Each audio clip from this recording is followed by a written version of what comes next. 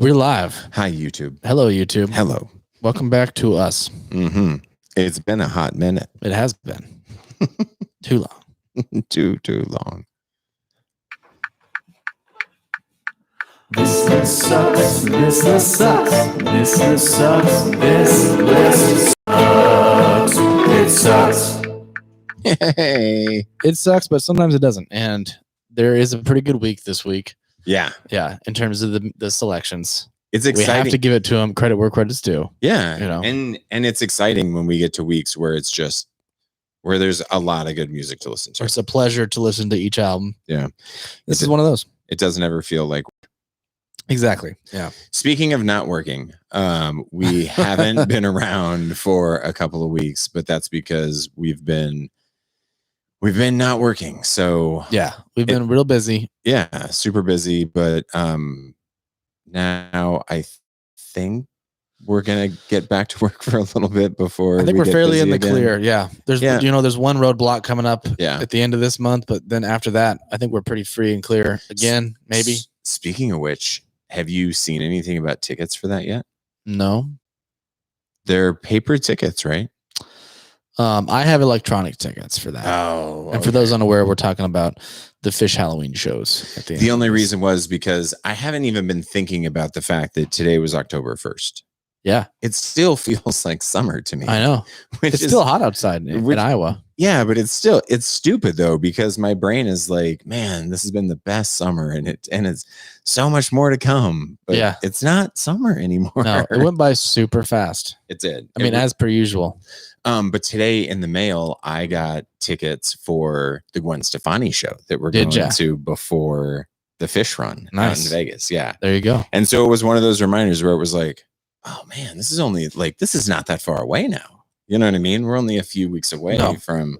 It's going to be here before we know Vegas. Yeah, for sure. And Halloween Fish, man, that's super exciting. Yep, I agree.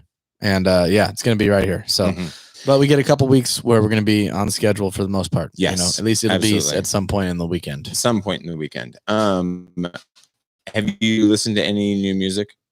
What have you been listening to when you travel? Because I got to imagine you're like, I mean, when I travel, it's like headphones go on. I listen to a ton of stuff. Yeah. Like, do you do the same thing? For me. I did. So when I went to see the Dead and Company at Wrigley Field a couple weeks ago, which is a couple of the members of the Grateful Dead, a couple of the Survivor members, with John Mayer on the guitar and Oteil Burbridge on bass, and a guy named Jeff Chimenti on the keyboards. But other than that, it's all the original members of Grateful Dead. Yeah. And so I spent a little bit of time, because I hadn't listened to any of them at all, listening to like several of their shows for the summer to just kind of get prepped for that, to listen to that for a little while. Yep. And otherwise, I've been kind of listening ahead. I mean, some of the stuff coming up for on the list, like next week, is really long. So that's why I started listening to that. Like there's a record that's well over 2 hours. Yeah. Yep. So I've been doing a little bit of that. And yeah, I listened to a little bit of new music.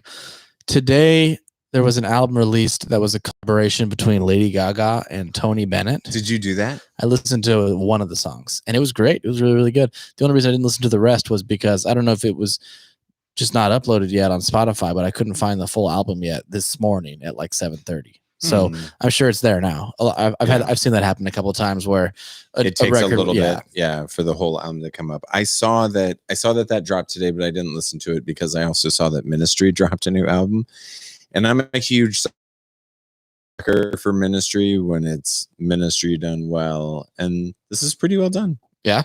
So what album is that for them? Do you know? The number? Yeah. Jesus, I have no clue. Yeah. Because I'm sure that they've released a ton of albums between when I kind of just stopped listening and dropped off of listening to Ministry and this one that came out today. Yeah, because I'm thinking it has to be quite a few. Yeah. It has over 10 at this point, I would believe. Definitely. But the name of this new one, what the hell is the name of this new album? Moral Hygiene is the name. Moral Hygiene? Yeah. And I mean, if you're into Ministry, you'll really dig it if you're into Ministry. And I'm not seeing that on the Metacritic website. I don't know. Shocking. Why it's not on there. Yeah. Because Metacritic wasn't going to waste their time with a fucking Ministry album. That's really? why. But it's fun. Carlisle record came out today. Check that out. Should I check that out? I don't know that I'm like intimately familiar with most of her stuff, to tell you the truth, but what I've heard from her, I like. Guest appearance from Lucius, it says, and I like that. They're really good. Yep. I don't know if you're familiar.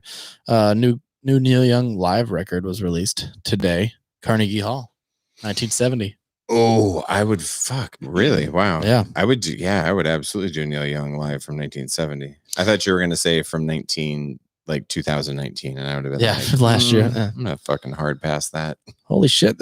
This is from last week, but on September 24th, there was a new Angels and Airwaves album released. I didn't realize they were still making music even. That's Tom DeLonge's band from Blink-182. Side piece. I thought he had kind of gone off the rails with his UFO shit. Have you followed that at all? No. Okay, so he went he went nuts, or maybe he's telling the truth. Nobody really knows, but he has made all these crazy claims about he was contacted by members of the government, and he's like seen all this evidence of like UFOs and like alien activity on Earth, and he's made all these just wild claims. Have they been looking up his ass? I think that's assumed, you know. No, he just does that anyways. Yeah. just hires aliens to look in his ass. But yeah, I mean, check it out. Time to work on new music. He's busy like alien hunting. Hey, listen, you're gonna wind up checking out that album, and the first track is gonna be "Our Friends from the Milky Way," and then like, I told all of you years ago, motherfuckers denied me. Track 3 is "I Believe." And he does. He really, really does. He's a true believer. Yeah. Oh, good. Okay. Yeah. So lots of stuff to go and check out. Lots of live music to check out too. I mean, if you're down and if you're willing to go out and go to live music, you should support live music. Yeah, it's back, and plenty of outside opportunities. Know what you've gone to see. Yeah, we'd love to hear about it. Yeah. Speaking of emails, like we kind of went a little bit of a long time, it felt like, without hearing from friend of the show, Rex Todd. We were concerned because it had been late July. It was like the last time we had heard from him. But much to our chagrin, he sent us an email back on September 10th that because we hadn't heard from him in a while, like we stopped checking. We were callously not looking at our email after we just tell people to send us emails. Yep. We were callously not checking it because we had been religious before, because Rex was always really good about staying up with us. Long story short, Rex is back, y'all. Rex is back in the game. Rex is back. He's been training up for that pudding wrestling match. Okay, so he joined us at number 300, and so I just want to read this email that he sent us back on September 10th. That way, you guys can get his thoughts on it. Okay, so the first album for that week was Shania Twain, "Come On Over," and Rex says, "Let's go, girls! If you listen to the first track of this album and don't throw down some sass and sing along, we're done here. We're done here. This is just a good listen with pure anthems for Florida State sorority woohoo girls." Should be closer to 350 though. So I love that he loved it. He just wanted to move it down a little. Next up was BB King's live at the Regal. He says, "The late great BB King, such a fantastic listen to this live album. It's incredible to hear the screams, whistles, and applause from the audience." I totally agree with that. In a troubled decade of this great nation, this is a definitive listen for any music lover. Love it. Fantastic album and spot on the list for this album. Yeah. And I agree with him about the audience. Like, I did love how they mixed in the audience on that. After that was Full Moon Fever by Tom Petty. Rex says, "Yes, this is such a great album by Tom Petty. An easy multiple listen record. The guitar work, vocals, everything just works so well together. Put this one on while you're in the office and jam your day away." Great placement on the list. Yeah. Yeah. I feel like we said something similar. Basically, yeah. So from Peter Gabriel was next. "If this album doesn't scream 1980s in your ears, get your hearing checked. It sounds experimental at times. It's a decent record, not my fave, but I understand why it's on the list." And I think that's kind of where we fell to. I think it's kind of what we said, but I don't remember. I mean, I can't be held responsible for anything I say on this podcast. Yeah, I can't either, especially by I mean, this late in the podcast. That was like the fourth. That was the fourth album that week. Exactly. We're in the fucking bag by then. Come on. Okay, so the last album that week, and this is where we're gonna have slight differences with Mr. Rex, was Neil Young's "Russ Never Sleeps." And here Rex says, "Another Neil Young album?" Question mark! Exclamation point! Question mark! Jesus Christ! It's like this dude gets the walking farts, and everyone at Rolling Stone is like, "This is an amazing album."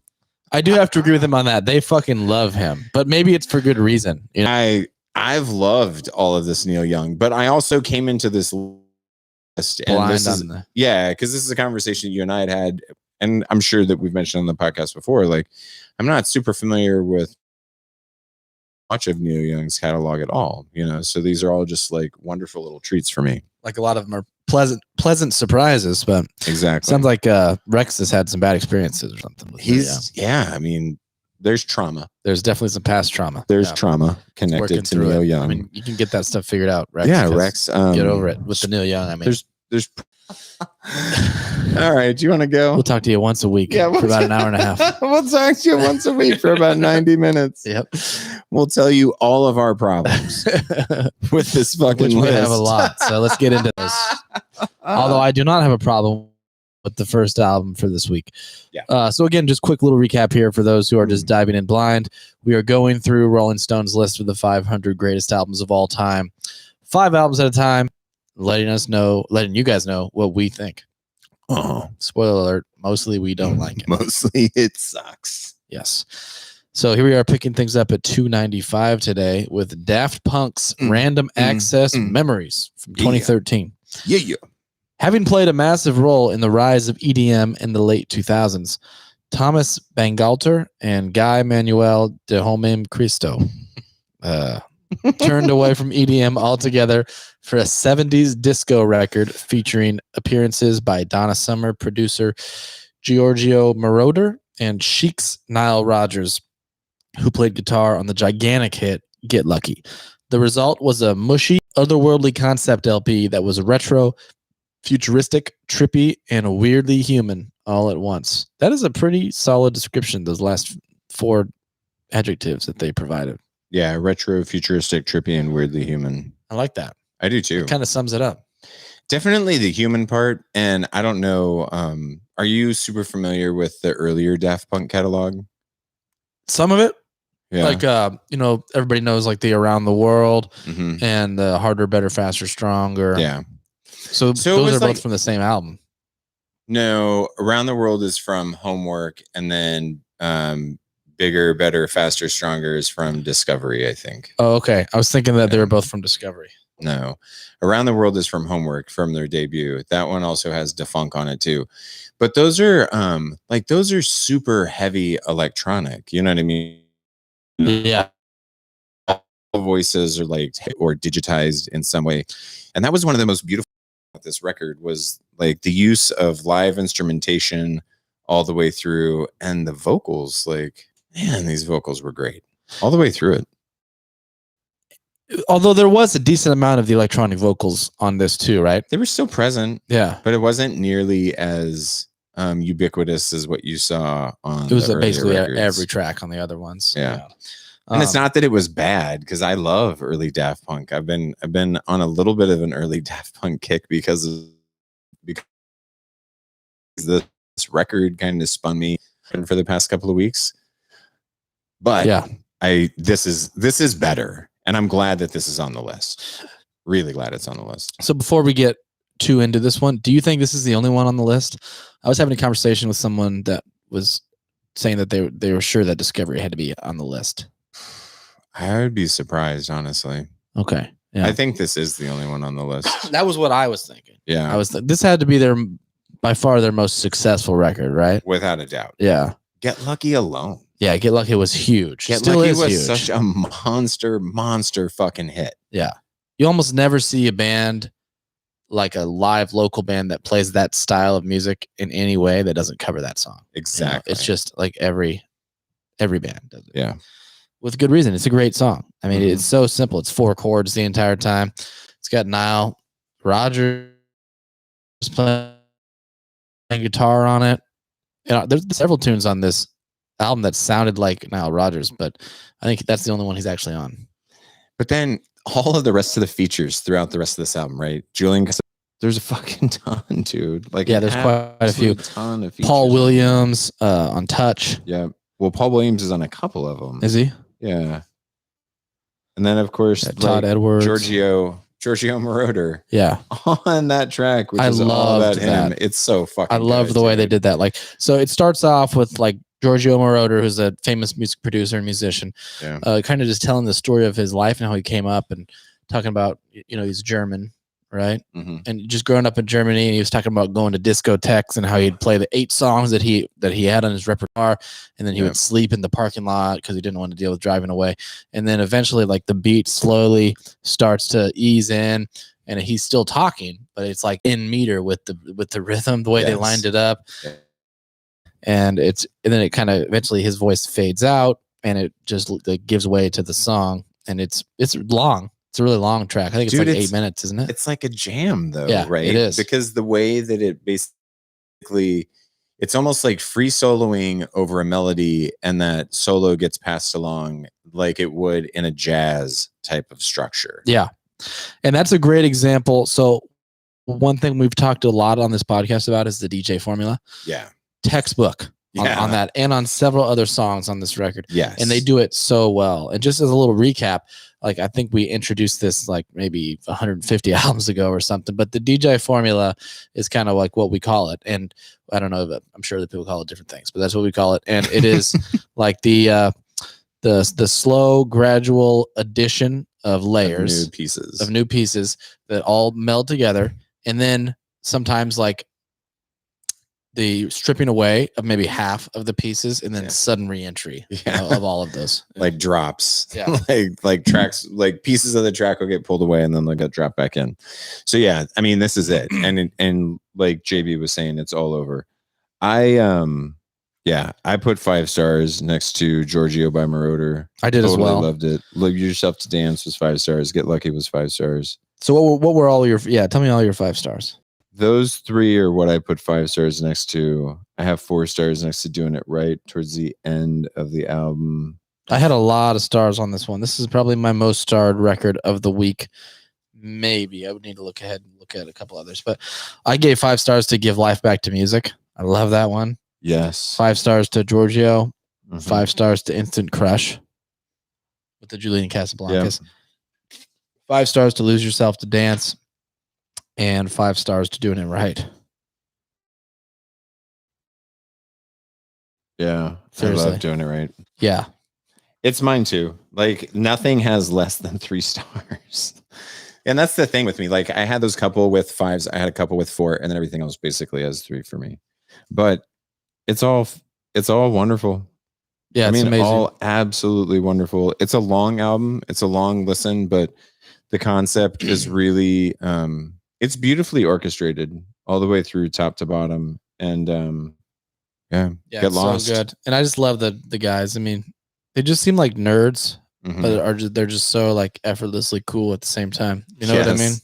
You know what I did the other day that I never thought that I would listen to is they actually released back in 2009 a live album, and it was from a show in Paris recorded in 2007. And so I listened to a live Daft Punk album, and fuck me if it wouldn't have been the coolest fucking show to go to. Like, they really did it well, because basically what they did is they took a couple, like maybe 2 or 3 of their own songs, and then mashed them up on top of each other. Yeah. And it was really, really cool. That is cool. Very well executed. I like that. So you should check that out, because that's available on Spotify. I think it's called Alive 2007 by Daft Punk. Okay. I'll check that out for sure. It's fun. What do you think about placement? I mean, well, actually, I guess I already own this record, and it was already in my digital catalog. Do you have it on vinyl? Yeah. Nice. Yeah. I don't, but I'll get it for sure if it pops up. Quick side note, Holden, your child, commented on the YouTube video, and he said, "Dad, change Doing It Right to 5 stars or I'll be sad." All right, son, just for you. I love it. Love it, love it, love it. And listen, I had 4 stars next to it, so I wasn't all that far off, but just for you, buddy. 5 stars. How do you feel about placement? I think it's pretty solid. I don't know that I need it to move up at all. I don't want it to move down at all. To put this, it's pretty high. It is pretty high. I think to put it higher, there would need to be some kind of compelling, reasoning for that, which I'm not finding. But what electronic dance music do you think is going to appear higher than this, that you would like purely call EDM? Yeah, because this really is. I mean, there's definitely pop elements to Get Lucky and To Lose Yourself to Dance and a couple of the other songs, but this is very much an EDM album. And EDM disco, right? Like I feel like it's just as much disco as it is EDM. It's like an EDM version of disco almost. I think disco has to have been made in the era of disco to be disco. Everything else is just homage. Gotcha. So this is just an homage to disco. And that's why we love it. Yeah. But if you go back and listen to a lot of actual disco, you'd be like, fuck, man, this is like super tiresome after a while. And no matter how many times you listen to this record, it's never tiresome. That's true. And it's because of like, that's where it comes back to that retro futuristic feel. So that's why it's an homage to disco, right? Yeah. That's like the retro feel, but then it feels also so fucking futuristic because it does feel futuristic. Yeah. It's a brilliant record. Do you want it to go up? Yeah. I mean, I don't know what would be higher. Well, and that's why I asked the question. And maybe I don't know what would be higher either. Maybe the answer to that is that EDM just hasn't been around long enough to make enough of an impact to get that many, on this point in time, the 2020 list. Yeah. Maybe in the 2040 list, there'll be a lot more EDM. There'll be a lot more. Well, either way, for me personally, yeah, I'd like to see it closer to 250. Yeah. Because I really, it's really a good album. That makes sense about, it being, in your opinion, the what should be the highest rated EDM. Yeah. Okay, so Mr. Todd says, I don't care what you say or want to say about Daft Punk. They're great and talented DJs. It's so well put together and produced. You could play this in the background all day long and you would hardly notice your head nodding and foot tapping. It's a laid back jam session with your friends on the ones and twos, and a return of Niles the Wrist Rogers. Great album, too close to the sacred territory. If it moved up 15 spots closer to 500, I'd be okay with that. Okay, so Rex is thinking 310. 310. Yeah. Rex is thinking 310. Pretty small shift, but yeah, I mean, I'm not against that. Yeah. Well, and I don't think that a shift of 45 is like it's not huge either. Yeah. But I do think like the median spot on the list would be mighty respectful. Yeah. All right. Shall we move on? Yeah, let's do it. Ooh. Number 294 from 94, we're going to talk about Weezer's debut album, also known as the Blue Album by Weezer. Rolling Stone says when it came out, Weezer's debut was regarded as a quirky power pop album with a couple of hit singles. The songs were so catchy that some indie rockers wondered if they were put together by a record company, Monkees style. But River Cuomo's band became a major influence on a whole generation of young, sad sack punkers. People see us now as this credible band, and they assume we always were credible, says Cuomo, but man, we could not have been more hated on when we came out, end quote. Which is crazy because Weezer is a band that has like a real cult following. Super cult following. Like really, really dedicated fans that like love to go to shows and stuff. Which, I mean, I feel like is that typical of this genre, Like where I feel like Green Day wound up with the same thing, almost like, but just so much bigger, right? You think so much bigger? I think easily twice as big. How many people gravitated towards the Weezer bandwagon energy pull just with their cover of Africa? Yeah, I forgot about that. That had to have been like 100,000 person swing. That wasn't even that long ago, was it? No, that was like 3 years ago or something. But that shit was disco fire hot. It was dope. It was really good. I mean, it was really killer. And they put out that new album, the TL album last year. That was like the hair metal one, right? Yeah. And it was all like mid to early 1980s synth pop shit. That would have been their second to most recent, right? Yeah, I think so. Yeah, because they just put out that one I think it might even have been this year. Oh yeah, the Van Halen one. Yeah, that's what it was. Dude. Yeah. Fuck yeah, we talked about it on the podcast. Yeah, when it came out. Yeah, yes, and that was good. I listened to most of that, but yeah, good old Weezer. This album is really good, man. Like this is a band that I've always kind of maybe like, I don't know, like not focused on them very much. Yeah. When I first was introduced to Weezer, like these guys were, I was 3 years old when this album came out. So I remember the first song that I ever learned of Weezer was, I was like watching MTV when Beverly Hills came out. Beverly Hills. That was a good tune. I got really into that. So, but it took me a while to get exposed to this, which now I like a lot better. Yeah. But I've just never really put a whole lot of thought into Weezer, but I was listening to this a couple times, and I just realized there's like good song after good song, and all of their best songs are probably on this album. Are you a big Weezer fan? Am I kind of ruining things right now? No. Right. I'm not a big fan. Like I never got sucked into that cult, and for me, Weezer is a lot like the Foo Fighters. The Foo Fighters and Weezer, usually every record yields 3 songs that are amazing songs, and you instantly fall in love with them. You can listen to them whenever you want, and they always make you smile. Yeah. All the rest of the songs are going to be like, they're cool, they're all right, but it's nothing to write home about. And if a band does that like 15 times, now you have a great band to see live. Yeah. Because they're only going to play those 2 or 3 songs off of each album that everybody fucking loves. But when you do that with 15 songs, it's a fucking great show. Yeah. They're all really good. And that's where Weezer and the Foo Fighters are at. So that's how you feel about this album, though? You think that there's only 3 or 4 good songs on it? This is what I'm going to tell you. I like all the songs on this album. Yeah. But if you talk about great songs that you will never get tired of listening to, there's Buddy Holly, there's Say It Ain't So, and there's the Sweater Song. Yeah, My Name Is Jonas is a great song, dude. I liked In the Garage a lot too. Yeah, it's a good song. I hear what you're saying though. Buddy Holly is really, really good. Dude, Buddy Holly is a just like Buddy fucking Holly. Crazy song, dude. It's the catchiest shit ever. And the weirdest part is you can listen to Buddy Holly and love it that it is, which is like this splashy kind of Technicolor. If you've never watched the video for the song Buddy Holly, you need to do that because that was directed by Spike Jonze, and it's all a riff on Happy Days.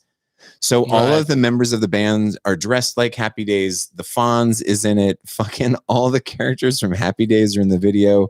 It's really fucking brilliant, right? But then it slips into the Sweater Song, which Sweater Song is really, really kind of a weird and tripped out song with all of the vocals at the parties and stuff in between the actual chorus and bridge and verses of it, right? It's really, that is the verse, right? I mean, the little verse is like the conversation, and then they sing like a little bit, and then that song is all about the chorus. That's all it really is. Like they were like, we wrote a really, really fucking good chorus. What the hell do we do now? We have such a monster hook. Now, what do we do with this? Because the idea is wonderful, right? Yeah. But now how do we build upon this idea and not have it be cheesy? And they did it because it's not cheesy. Like, it's really fucking cool the way that they mix in that kind of vibe as if you're at a party and you can hear what's going on around the party, but then during the chorus, all you can hear is the band that's playing at the party. Does that make sense? Yeah. No, it's a cool idea. Yeah. What was up with that guy? The guy in the thing, he's just like, oh, so much fun. We're like, it's so good. We're all back together. It's like, yeah. It's like, you go into the party afterwards. It's like, yeah. Yeah. Man, it's going to be so cool. So cool, man. I'm so stoked. Yeah, man. Yeah, man. He's just the biggest downer dick. Totally. Crack me up. All right, but My Name Is Jonas is a really good song. It is a really good song. I put 2 stars next to it. See, that one I wrote down. I put 3 on that one. Did you? Yeah. It's got like the big huge power chord chorus, and then like the acoustic little fingerstyle verse, very reminiscent of Minority by Green Day. It's like the same song. I would believe that. My issue and the reason why I probably don't like it as much is because it doesn't go anywhere. And what I mean by that is like there's no dynamics to that song whatsoever because it opens with these huge gigantic power chords and it continues to be huge gigantic power chords through the whole song. It's a little bit either, if you really want to be rude, you would call that boring. If you wanted to be less rude, you would maybe call it fascist. And yeah. I don't know which one, but yeah. But yeah, there were definitely a couple filler tunes. Like I didn't feel strongly about No One Else. Honestly, he came across kind of annoying on that song. Lyrically, that song's about how he doesn't want his girlfriend to ever leave the house when he's not with her and stuff. Yeah, a little insecure. But and then like Surf Wax America. Surf Wax America was fucking not good. Yeah, dude. Didn't like that one. No, not good. But one thing that just kind of stuck out about the whole album is these guys. It's like pop punk, right? Or how would you describe it? Alt rock. So I don't know. It's a little bit of. It's kind of its own thing, but like that's like what it is in spirit. But the melodies that they come up with are like very hooky, and they're very not punk in terms of melodically, like the lines that they're writing and stuff. You know, so it's kind of unique. It's a really Weezer's kind of its own thing.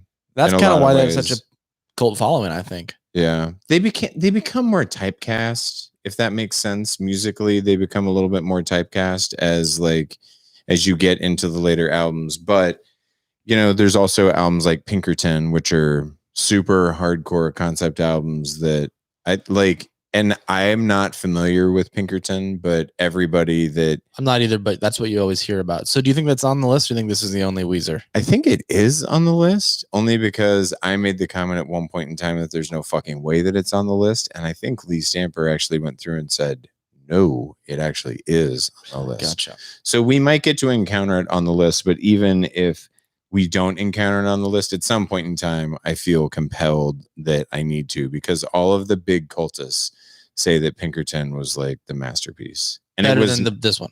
Yeah, because it's not at all poppy. Like there's none of this like poppy catchiness to it. Like apparently it's a pretty moody album. And it was where Rivers Cuomo wanted to go like artistically, but because after they made it, the studio was like, what the fuck, dude? Like what happened to Buddy Holly? Yeah, you know, where's Buddy Holly? You know? It ain't no Beverly Hills, I'll tell you that. Definitely not. It's no Hash Pipe either, which if you're not down with the Green album, check out the Green album. It's got Island in the Sun on it, and it has Hash Pipe, and it's got one other really good song on it.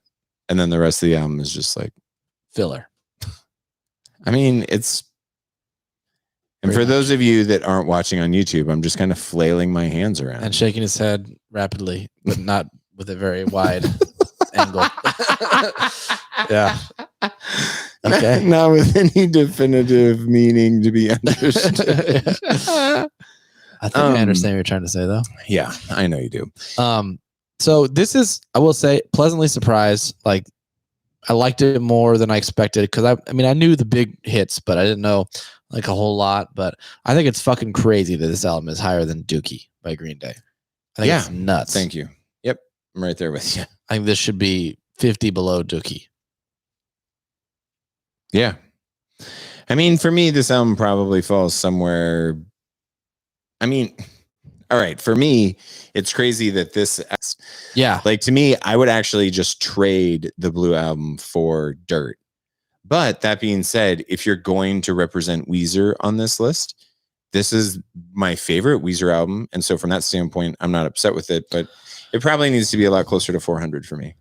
For me, definitely move it down. I would like to keep it on. I do think that they deserve representing. I think Weezer's kind of made a unique mark on the music scene. You know, well, just because when we were just talking about that, right? We were like, yeah, what would you call this? They're hard to do describe. You call it pop punk? Do you call it alt rock? Like, what do you call it? And so from that standpoint, I like that was super harsh what I just said. Like, I don't mean to hate that much on Weezer. Like, I'm good with it being on the list. I just, you know.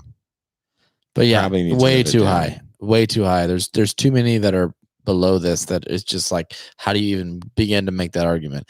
And that's the interesting thing about putting a list like this together with 500 albums, it's so easy to start like comparing one against another one and being like, wait, how do you have this one higher than the other one? Yeah. You know, because if you're going to say like relative to another album, for me, this one needs to be within 20 of Dookie. You know what I mean? Because whatever you think of Dookie, you can't really say that this is more than 20 better than or more than 20 worse than in my mind.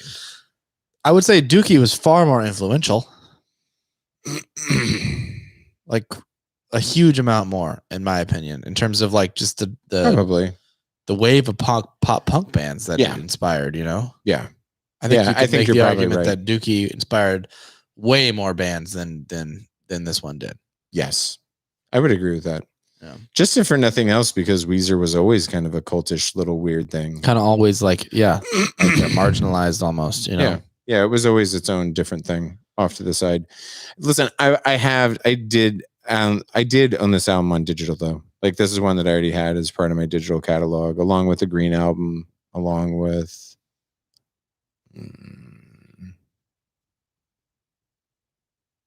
not Pinkerton. No, not Pinkerton, because I haven't dug into it yet. Oh, the Cowboy one, that was the Red album. Or the Hash Pipe one. That's Green album. Hash Pipe is a Green album. And then that Van Halen one I downloaded too. Yeah, I think I did that one too. Yeah. That might be the only one I have actually in my digital library right now. Is that, although I'm not opposed to adding this at all. Yeah, I just don't think I did it this week. Now, would I buy it on vinyl? I mean, maybe. For the right price. Yeah, if it popped up in a record store, like cheap enough, yeah, I might do it. If it was under $20, I'd probably do it. I could be sold on it. Yeah. Yeah. Do you want to read Rex? Yes, I will read Rex real quick. Rex Todd on Weezer, the Blue Album. Glad to see Weezer is on this list. Perfect album selection for it. This record chock full of garage band sounds and impressive guitar sounds. Oh yeah, that's something we didn't talk about at all. Like there's some really, really good guitar work on this album, and in this band, like you don't really expect it, you know, like when you see a band like this, but like their guitar player is fantastic. I don't know if it's Rivers doing the lead guitar work, probably not. Probably another guy. I don't think it is, but fuck, I'm really glad that you brought this up too. And thank you, Rex. Yeah, thank you, Rex. We don't want to get bogged down in this too much, but did you read anything about the production of this fucking record? Maybe a little bit, but nothing stuck out. I don't think. Wasn't this? Well, no. I'm conflating that with Billy Corgan, but I think that's what I was thinking. Maybe. Yeah, but I want to say that I read that that there was a little. No, the drummer though. The drummer and Rivers Cuomo wrote all of this music. That was one thing that kind of stuck out in my mind, but no, nothing else. Yeah, but great guitar playing though, really good. Like not stereotypical of this genre, or whatever genre this is, of this general style. Well, so, and there's definitely two guitars that are being played, but they're being played in harmony together as opposed to just doubling up on the same shit, which is what you would hear in most of the stuff in this genre, or just a single guitar. There's definitely like a defined rhythm and lead player, which is maybe not as common in punk. Yeah, punk. Okay, so anyways, picking it back up with Rex, he says, this record is chock full of garage band sounds and impressive guitar sounds. I remember when this album came out, it's just brought the spotlight back on rock and roll. From My Name is Jonas, Come Undone, personal favorite song on here, to Surf Wax America. Rex. Jesus.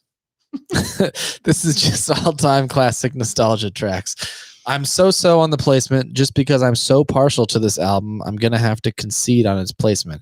If you think it should be higher, closer to 500, you're wrong, but I digress. Okay. A lot of hmms. I wish we could go back and find the email with Dookie. Yeah, see what he had to say about that. Well, because he may have just wanted to move Dookie up closer to 300. He might have. And if he would have done that, then he would be right in line with our thinking. Yeah. Which, okay, actually, let me ask you that question. If Dookie was 290, would you be okay with this at 294? Yeah, sure. But Dookie should be higher. Is basically my That's your point. contention. Yeah. I gotcha. All right. If Dookie's number one, this could be number two. Wait, wouldn't Dookie always be number two? Oh, I can't believe I didn't catch that. Okay, moving on. Yes, please. 293, The Breeders' Last Splash from 1993. How did a weird little tune like Cannonball make the top 40? That's a good question. It's an only in the 90s mystery that may go forever unsolved. On the Breeders' breakthrough LP, Kim Deal made a record every bit as good as her old band, the Pixies, with her sister Kelly on guitar, singing about sex and summer over the surfy buzz of Divine Hammer and I Just Want to Get Along. The adorable acoustic Drivin' on 9 is a wonderful alt-rock take on the age-old rock and roll theme of going to the Chapel of Love. Dude, I love this album so much. Me too, dude. I'm glad we can agree on this one. This is fantastic. Dude, I listen to this record more than any of the other ones. And I mean, I've listened to Daft Punk a lot, so I've definitely listened to Random Access Memories more. But during the period that between the last podcast and this one, I've listened to this record more than any of the other ones. And yeah. Jesus God, I love it. It's great. And for me, I think it boils down to I fucking love Kim Deal, it turns out. Like, yeah, her vocals are so amazing throughout this. You know what's okay? So, but I'll even take any of these songs over my favorite Kim Deal song, Pixie songs. And here's the reason why. We were talking about Phineas and Billie Eilish, and we were talking about that whole idea of blood harmonies. That shit is super fucking for real all over this goddamn record. Oh, yeah. Divine Hammer is a fantastic example of that. Dude, exactly. All over this record. You know, now there are some tracks where it's just Kim all the way through, and you don't necessarily get a lot of it. But when you get Kim and Kelly both singing harmony, fuck, it is magic, man. It's magic. It's really good. And they're not afraid to do some serious experimenting either on this, like both musically and with recording techniques. Like there's some weird production on a lot of the vocals. I mean, even just from the very beginning, like the very first song, it has some weird production on it. It's like very dark, and there were several tunes where they sounded like they were maybe overdubbed several times. Yeah. I'm trying to find the one where, okay, I Just Want to Get Along. Just another, I just wrote weird, so I can't describe it any further, unfortunately. So I don't remember specifically what it was, but I was like, weird vocal sound again. They're definitely experimenting. Yeah, just really cool. It's funny because it kind of feels to me like the songs that were like way punkier to me in nature and in spirit are kind of some of the songs that you're pointing out. Mm-hmm. And so I wonder if that wasn't just done intentionally, because one of the things that impressed me a ton about this record is there's like genre diversity all over this record. Big time. Like some songs are really, really punky. Some songs are almost like surf rock. Some songs are almost like an homage to like classic 50s kind of like rockabilly. Yeah, rockabilly or like hop sock type of music, Yeah. It's fucking genius the way that they kind of bounce around. And then they also do some really forward thinking shit, like that track Roy. Damn, dude, like it's like shoegaze or like noise. Exactly pop. What I wrote. So I wrote like definite shoegaze aspects, pretty reminiscent of My Bloody Valentine. Yeah, on that one. Yeah, but I mean, it's not though, right?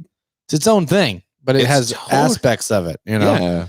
Which that's the best thing. And what was going on? There was like some weird instrument on that song. Is it Roy or ROI? I don't know what that's supposed to be.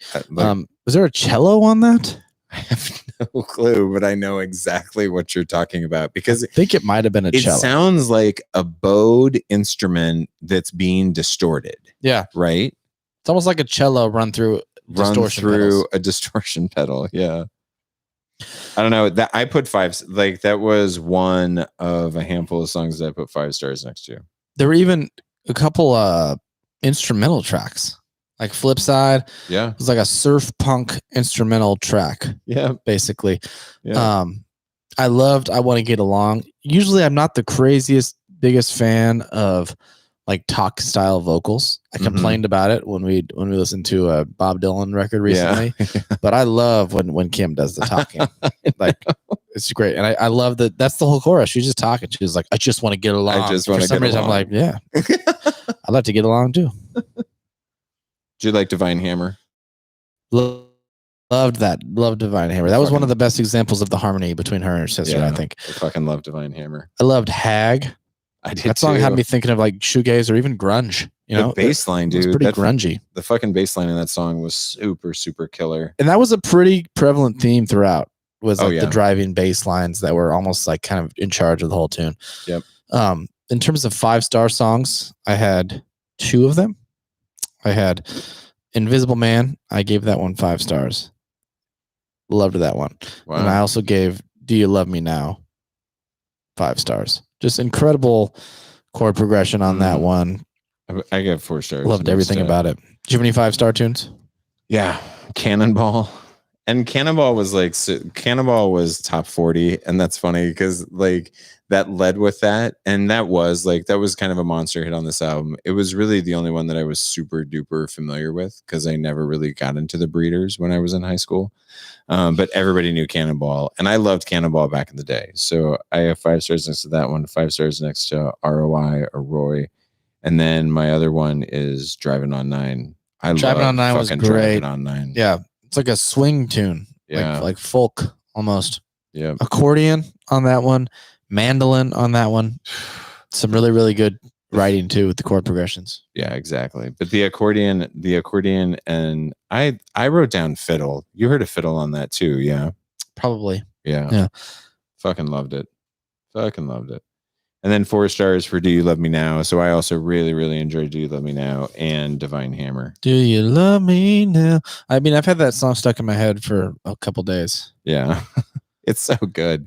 Good. And this whole record. And this is another one that when you listen to it, it flows unbelievably well. Like and it's easy to listen. It's like 40 minutes. Yeah. Like it's easy to get in. The songs flow really, really well one to the next, and it just has a really, really great cohesive feel. I love that it's on here. I added it to my digital library. I don't know that. I mean, if I found the record, I'd buy it because I really, really enjoy it, and I would definitely listen to it. I would spin it on vinyl. I don't know that it would add anything to the listening experience. Yeah. But I don't know that it's one that you'll see too often either. I'm sure there's some vinyls out there, but I'm sure that there are. But yeah, it might be a little bit more challenging. They're probably not doing a ton of reissues of it. Yeah, probably not. I did digital on this as well, and this is fantastic. This belongs on here for sure. Yeah. Where do you want it though? I'm actually okay with it. Yeah, I'm trying to think here or maybe like 20 to 30 spots down. Yeah, but which is still pretty high praise.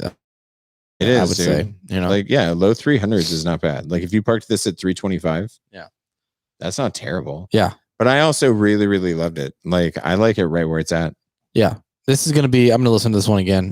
Some of these records I'll probably never listen to again, that we're listening to on this 500 list. Like, it's not like I'm going to listen to all of these again, but this is one that I'll come back to for sure. Yeah. Without question. Rex says a perfect entry for the alt punk pop era. It's experimental at times. Can definitely hear Pixies influences. God damn it. There's another band I can't think of their fucking name. It's the vocals. God damn it. It's fun at times and definitely worth a listen. The sounds of the band are all on this album, but in a good way. Don't have an opinion on its placement, but it's a solid album. What band do you think he was trying to think of? It's got to be a band with a female vocalist. Probably Sonic Youth. Yeah. Maybe. I don't know. We'll have to quiz him on it. Maybe he's just thinking of different Pixies albums. Possibly. Okay. Oh, you want to go? I think it's your turn. I think it is. 292 from 1978, the debut album from Van Halen. Entitled Van Halen. This debut gave the world a new guitar hero in Eddie Van Halen and charismatic frontman in David Lee Roth. Tunes such as Running with the Devil and Ain't Talking About Love put the swagger back in hard rock. And Van Halen's jaw-dropping technique, particularly on Eruption, raised the bar for rock guitar. Quote, it sounded like it came from another planet, end quote. Pearl Jam's Mike McCready said of first encountering Van Halen was playing, like hearing Mozart for the first time. Wow. Was it like that for you? Well, Van Halen was around for sure as I was growing up, but so it's not like there was ever like I was already playing guitar and then all of a sudden I was introduced to this and I was just like blown away by it. But man, he he's incredible. I mean, this entire album is a masterclass in just virtuosic rock guitar. You know what it's not a masterclass in? What? Virtuosic rock bass. Yeah, you're not a fan of the dun, dun, dun, dun. That's funny because I like that though. You know, you're talking about Running with the Devil and things like that. It is pretty simplistic. That's for sure. Michael Anthony is the king of like simplistic bass. The opposite of virtuosic. I mean, they're powerful though. Dude, he's a bass player. I remember seeing Van Halen live here in Des Moines, but it wasn't with him. It was with Wolfgang. Wolfgang was rocking it. And was he commanding the same quarter note bass lines? Yeah, he did. He could hit those too. Gong, gong, gong, gong. It's one note, but it's good. And the way he hit it, I mean, you got the whole crowd just dancing for sure. Listen, keep talking about Eddie. Yeah. I shouldn't have interrupted you. That was super rude. And I'm not trying to be all rude and shitty about Michael Anthony, but they're just like, they're super simple. And that's what's wild about this band is like David Lee Roth, especially on this record, super fucking talented. He slays it, man. He's one of the most charismatic, like that's the word they use as well, like frontman in rock of all time. He has to be. Yeah. He's up there with like Robert Plant in terms of like the charisma. Swag. Yeah. The just like dripping, oozing swag of I don't give a fuck and I don't care, you know? Yeah. Just super wild. I love it. He's so good throughout it. And just the combination of him and Eddie, they almost just sound like they're different versions of each other. Like he's the vocal version of Eddie and vice versa, you know? But you know what? Alex is a fucking really good drummer. Yeah. Like, and it doesn't necessarily pop up on this album. I think it like you got to get to albums like 1984 before you hear a lot of like Alex starting to shine again. Which one has Panama? 1984. Okay. Yeah. The third album? No, the fourth album. Because it was Van Halen 2, Diver Down, and then 1984. Panama's a great tune. Dude, Jump is a great tune. That is. Yeah. Hot for Teacher is a great tune. There's I'm assuming that we're going to catch 1984 on this list. We have to. And it's probably going to be between 1 and 200, I would think. Probably. Yeah. You think that's the only other one, or you think Van Halen 2 is on here too? Probably not, right? Well, if there's a third Van Halen album, it's going to be with Sammy Hagar. It would be like 5150 or something like that. But I don't think we're going to get that. That can't be the case. There's no way that'll be above this. This might be, this one in 1984 might be the only Van Halen entries. We might not even get 1984. This might be the only one. Yeah. Because this album rips, dude. It really does. I mean, Eruption is the second track on this album, which like you couldn't get more iconic in terms of guitar playing like these days. It's just a guitar solo. Yeah, the whole thing, but he popularized the technique tapping, like with both hands, like sometimes people did it with one hand, but he pretty much like pioneered that shit with the two. You get the dive bombs that he's doing with his little whammy bar and stuff. he's a showman, and but at the same time he's extremely like talented, like classically trained, Yeah. I mean, he comes across as someone who is just at the pinnacle of their playing, and he's just choosing to do that in such a loose, raw rock format. You know what I mean? Well, and that's what I was going to say. Even when you get away from like the absurd lead technical stuff that he's doing on Eruption and a lot of the other solos throughout this, but then even when you just get to like the boring shit, right? Like when he's just playing rhythm, because he's the only guitar player in the band. And so when David Lee Roth is doing his thing, he's just got to be basically a rhythm guitar player.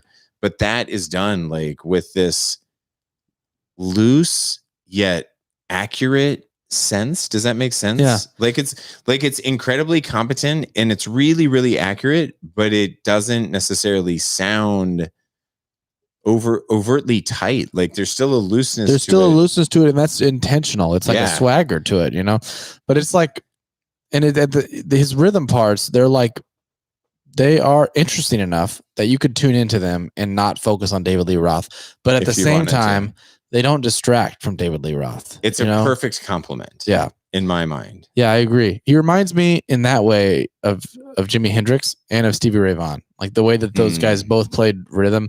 They both played rhythm so well. The rhythm playing was underrated. In the same story for Eddie Van Halen. And not that those guys are underrated. I mean, obviously, Jimi Hendrix is widely heralded as the greatest guitar player of all time. But you don't talk about his rhythm very often, you know? No, absolutely not. And that makes perfect sense. And I do want to say that there's a couple of tracks on here where the bass playing does get better. You know, it gets more interesting, I guess. Yeah, it just doesn't happen often enough, unfortunately. He's like, yeah, it just doesn't happen on this record, unfortunately. But this record is a fucking smash. Like, oh, that's great. 4 and 5-star tunes for me. Running with the Devil, Eruption, Ain't Talking About Love, Feel Your Love Tonight, Little Dreamer. Yeah. Yeah, I loved all those too. Except I don't love Ain't Talking About Love that much, to tell you the truth. Seriously, why? Yeah, I don't know. I'm weird. Man, that's like my favorite DLR song. Really? I love the vocals on that, dude. The vocals are so good. And that riff, it's so iconic to me. It's good. It comes across a little cheeseball hair metal to me compared to the rest. For sure. Compared to the rest. Really? Yeah, for some reason that one just has Running with the Devil feel to it. Yeah, less so for some reason. Well, but when you say cheeseball hair metal, I'm trying to imagine what the band would look like if they didn't look like fucking hair metal cheeseballs when they're playing Running. And with I totally Devil. get that response, but just I can't put it into words. Something about that song is different than the others. Do you think it's the chord progression? I mean, I bet that has something to do with it, you know. But even like the riff, I don't like it as much as a lot of the other riffs. And that's what I mean. That's what I'm wondering, because there's a part of me that understands not liking that song at all. I don't hate it. I just not as much as the others. You know? So I'm not like against Ain't Talking About Love, to be clear. Like, I'll listen to it. Okay. All right. But just I thought that you were to being the more others. critical than that. No, I'm being mildly critical. Okay. And that's fair. What'd you think if You Really Got Me? Not my favorite cover. Really? Yeah, I probably prefer the Kinks. Because we had that one, right? Yeah. We had that song? No. We haven't had that song. We've had multiple Kinks entries where we always end up bringing up. You really? You really got me on it yet. Okay. I loved Ice Cream Man even. You know, I put a star next to it. Like, it's cool. It's a fun little 12-bar blues. Right? Yeah, but it starts off acoustic. You know, and you get Eddie Van Halen playing acoustic guitar. The way he dresses it up is really nice, but then it changes into like a blazing fast electric tune. Van Halen doing 12-bar. I think it's cool to have one of those on the record. Yeah. I liked it a lot. I mean, it's fine. I don't hate on it. I don't know why on this particular listen, because that's a song I've heard a fucking ton on like classic rock radio and all the rest of that bullshit that I've heard throughout my life. And it's a fine song. Like, I'm never pissed when I hear it on the radio or anything like that. I think maybe the only reason why I put 1 star next to it is because it's never going to be a song that I seek out. But if it comes on, I'll listen to it and I'll smile and I'll sing along with it. What did you think about Atomic Punk, though? So that one, I'll be honest with you, I wrote that I liked it okay, but I wrote that it feels a little bit like filler to me compared to one of the others. It was hot trash, right? Okay, you didn't like it. Okay, no, good. I was trying. I mean, it was diplomatic. No, it was not. It was not a good song, but it felt like a song that they were trying to highlight David Lee Roth, right? Like they were like, "No, dude, Atomic Punk." Yeah, they were like, "No, seriously, David. Like, Eddie's not even gonna even play a solo or anything. Like, we're just gonna make this song so that way you can shriek and howl and like do crazy shit." Do the David Lee Roth thing. Yeah, so write up some lyrics that'll make you feel really, real cool, and let's do this. Yeah. And it seems like that was the song that got cut. Fun lyrics. I mean, it's cool imagery with the Atomic Punk thing. Was it? I didn't think so. I thought it was stupid. So Mike didn't like that one. I didn't. I thought it was fucking dumb. I thought it was like super cheesy. That to me was too 1980. To 1980. Yeah. Even though this was in 1978, I guess. Whatever. What do you think of On Fire? No stars. What'd you think of I'm the One? That was probably the one that I liked the next most compared to the other ones we talked about. That was a 4-star for me. I love the fucking barbershop quartet in it. Really, really love the barbershop at the very end. Yeah, really love that. Amazing guitar work on that. Yeah. It was almost like a blazing fast heavy metal version of like Boogie Woogie from like the 50s, you know? Yeah. And I love like the chromaticness of it, like on the chorus especially. Yeah. So I love that one. Yeah. Okay, so I do own this on vinyl. Thank you. You got it recently. Yeah, thank you, Amazon. I think you mentioned it when you got it on the podcast. Yeah, but I'm not upset about having it at all. Like, I'm glad that I own it on vinyl, and I've spun it. I didn't add it to digital though, because I don't know how much I would realistically listen to this on my phone. Yeah, you know, I'm probably gonna listen to it a bunch either on the phone, but I would do the vinyl. Yeah. I think it could move up a little bit if it's the only Van Halen record. If there's another one, then I'm good with it where it is. Yeah, I will say I'll buy that. Yeah, I would. Yeah, I would agree with that sentiment, and I would agree with that rationale for it. And hopefully, around 240 to 225, we get Van Halen 1984, and we both can die happy men. That'd be great. Yeah, yeah. I'm gonna read Rex's thoughts. Go for it. So, Rex says, yes, the music of the Aquanet Coors Light cocaine generation. However, say as I may about this music, Eddie Van Halen was an absolute tour de force on that guitar. His speed and acuity on the fretboard makes you question how many knuckles that dude had on his fingers. There's a lot of their hits on this one, from Running with the Devil to Ice Cream Man. Just a classic album of what I consider the only Van Halen lineup. Just my opinion. Good placement on the list. Bold editorial comment there, Rex. Is this your favorite Van Halen lineup? Vocally, for sure. I mean, I don't really like Van Hagar. I think that's a pretty common sentiment. Do you like Sammy Hagar? I didn't hate Van Hagar. Yeah. Dude, they cut a lot of music. And a lot of it was really good music. It was weird because it was still, you would have to call it like hard rock, but it was like hard yacht rock almost, in a way, just because of like Sammy Hagar's vocal qualities. But it was really good music. You know what I mean? Like, they really did. Like, they made at least 2 or 3 very good records. You can absolutely make every argument that David Lee Roth is the better frontman and the better version of Van Halen, because I would agree with you. It's my favorite version of Van Halen. But I got respect for Sammy. I got respect for what they did with Sammy Hagar, because they had some really good songs. Well, they had to do something. Yeah. Because David Lee Roth went fucking shithouse rat crazy on them. Yeah. And I think he still is relatively shithouse rat crazy. He thinks he he's rejoined, like a samurai. right? Didn't he end up like rejoining? Maybe. So he is currently a samurai? He's definitely a samurai. How do I go cast in with him? I'd like to be a samurai.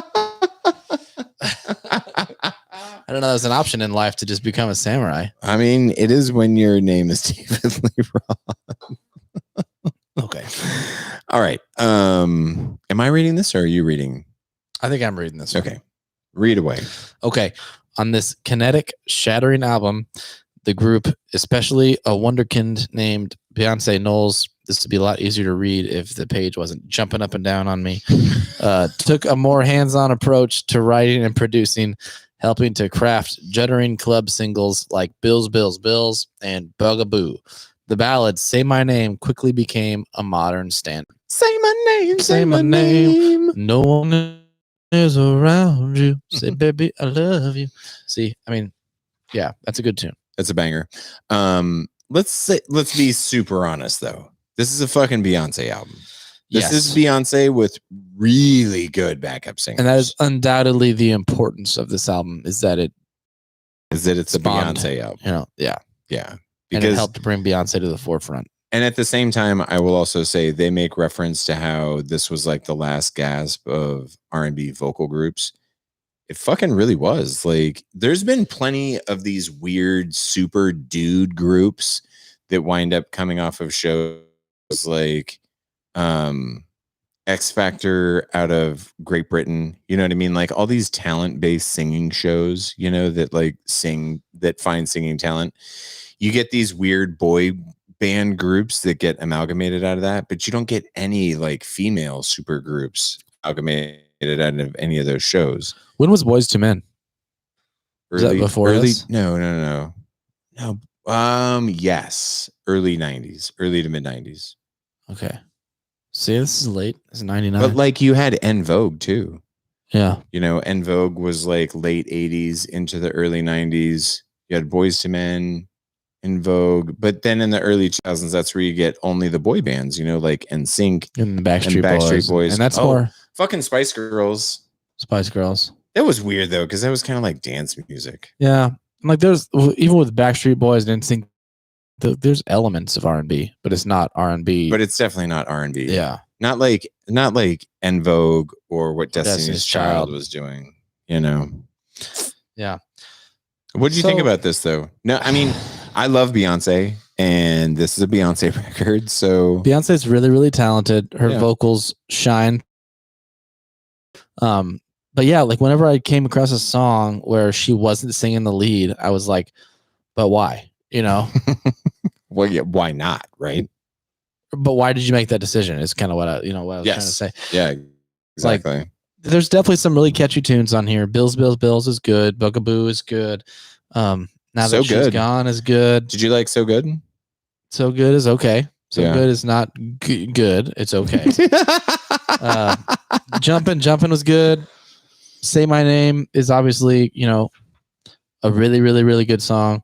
Probably the best song on the record, just overall in terms of looking back at it now.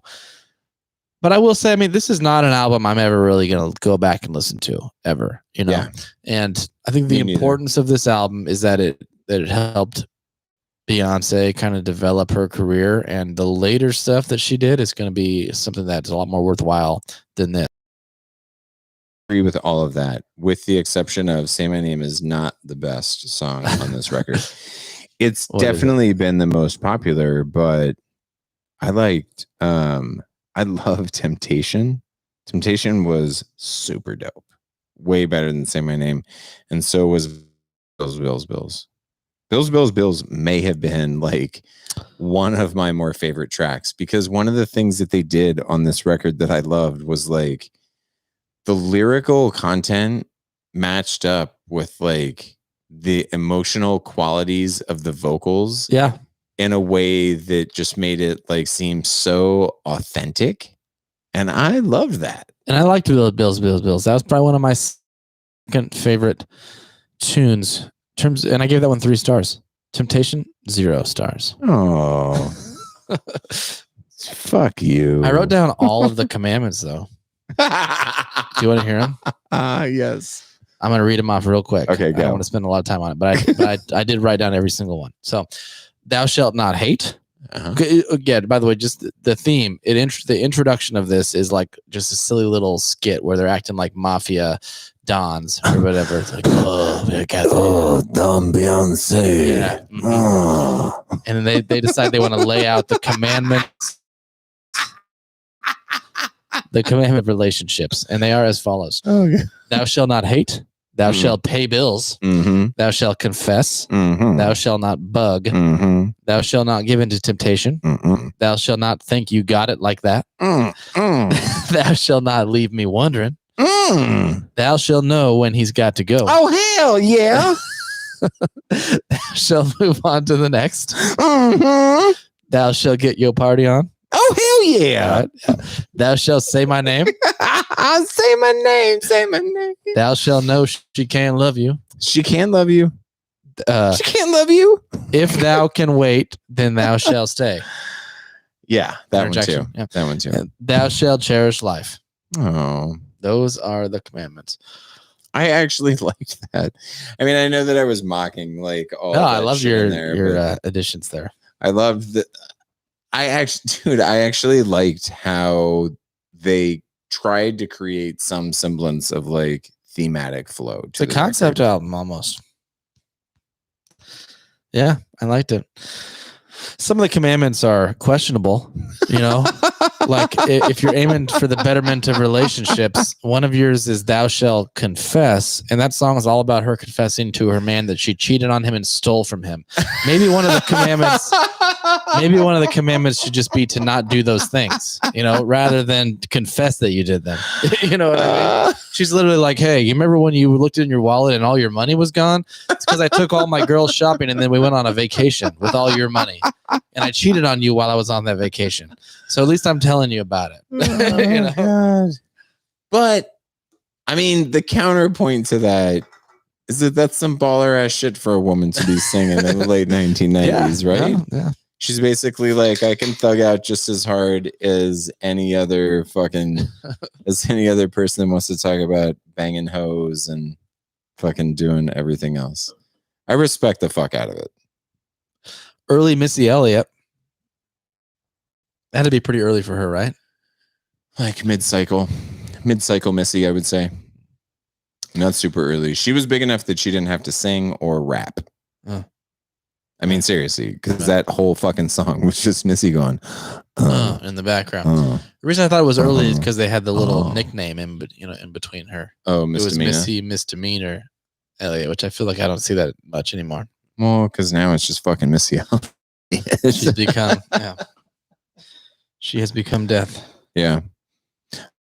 Lots of writing from Beyonce on here too, though, which I always like to give props to, like songwriter performers, because in a lot of pop music, you just get people that are just performers. They're not writing their own music, and she wrote a lot of this.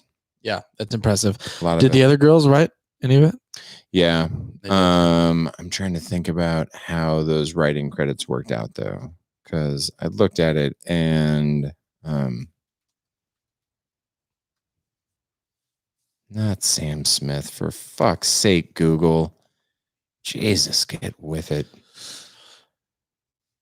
Good old Sam Smith. Yeah. Hopefully not on this list. Kelly Rowland has a lot of writing credits too. Okay. And so does Latanya Luckett and Latavia Robertson. Like, a lot of the girls shared a lot of these writing credits across the board. What'd you think of The Amazing Grace? I actually really liked it. Yeah, it's nice. Lots of key changes. Virtuosic singing for sure. It's well arranged. She smashes. I can't wait to get into the more exciting Beyonce stuff. Yeah. What's the album that's the big one? Lemonade.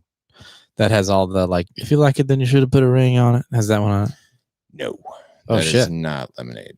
Lemonade is the one that she recorded after the whole incident in the elevator in New York City with Jay-Z, where it was revealed that Jay-Z was cheating on Beyonce, and Beyonce was not very fucking happy with Jay-Z. And who beat up Jay-Z? Solange. Right. That's because I remember it was. Yes, dude. She beat the fuck out of him in that elevator. Poor Jay-Z. He was fucking around on Beyonce, dude. He can go cry into his $1 billion. He'll be okay. Yeah, he can go cry into his $1 billion pillow right next to fucking Queen Bee. So exactly. They got over it. Yeah. They were able to work through that shit. Way to go. Good. Way to go, gang. Well, should we I guess we didn't really talk about ups or downs. Yeah, we didn't read Rex. So seriously, you can sing We Get It. Should be closer to 400, maybe 375. It's a good point. Mainly the comparison to Big Brother, in my opinion. Like, you're comparing female singers. Yeah. And you're rating Destiny's Child higher than Janis Joplin. Well, that version of Janis Joplin. We haven't seen Pearl. But still Janis Joplin. It's Janis Joplin maybe with her best vocal recording of all time. Probably my favorite Janis Joplin, honestly. With Piece of My Heart. Yeah. Yeah.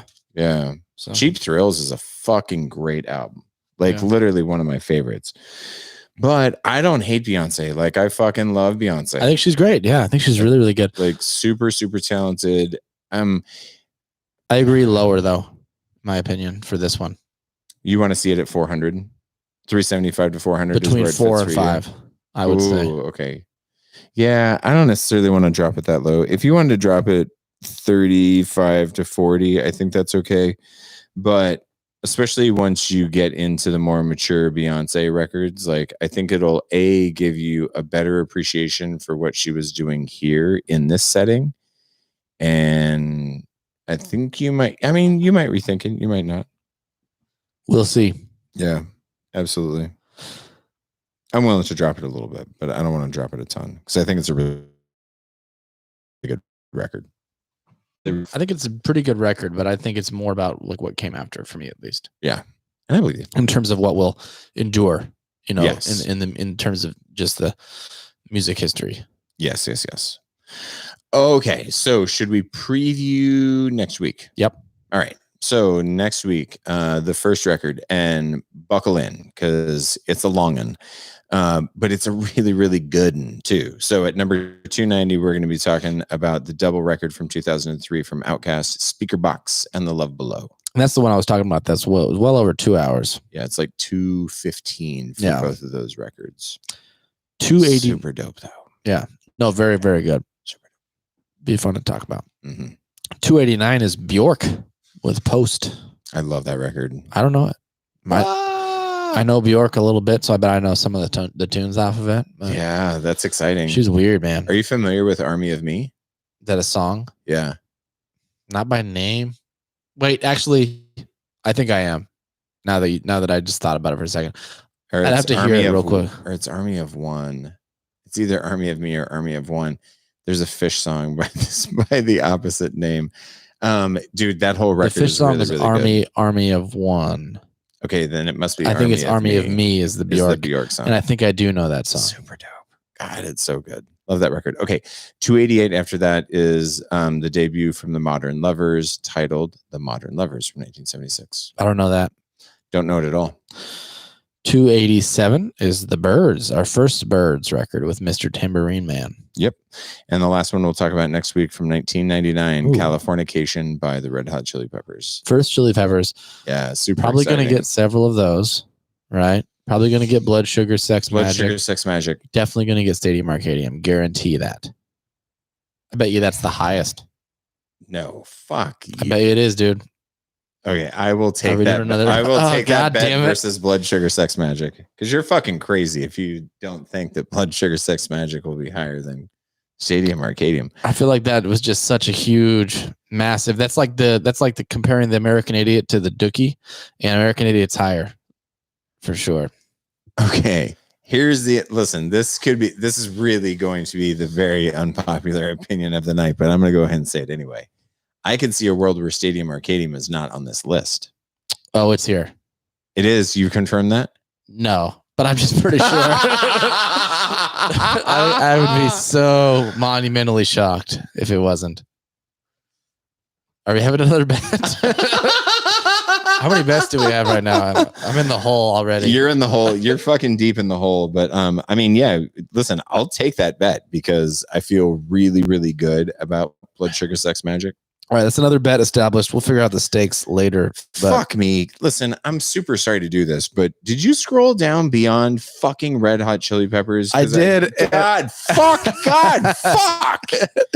What the fuck, man? That's their only other album. All three. Fucking fuck you. What the fuck? Okay, it's another Big Star record, guys. Jesus Christ. Mike doesn't like Big Star that much. I mean, I guess. What the fuck, man? At least it's not what's the band? I can't remember their names right now. Jesus, fucking Brian Eno? No, the other one, the same week. Oh God, Roxy. This is not Roxy Music. Hey, we liked the Big Star. We liked the second one more. I liked the second one a lot. Yeah, you're gonna. I liked the second one a lot more anyway. But fuck me, dude. Jesus. This is all three of their albums are the only albums they ever made are on the best of all time. That's an impressive accomplishment. It's fucking absurd, dude. Jesus Christ, this is absurd. What the fuck, man? How have I grown up and never fucking heard the band Big Star before? Apparently they're the best band of all time. Literally every single record they ever made is on the list. Yeah. That's how second only to Kanye West. Jesus. So sorry, everyone. Fucking so fucking sorry. Jeez. All right, guys. Well, thank you again for tuning in. As always, we'll see you next week. Yep, absolutely. With more Big Star. Yep. All right. Jeez. This list sucks. This list sucks. This list sucks. This list sucks. It sucks. So is fucking Big Star.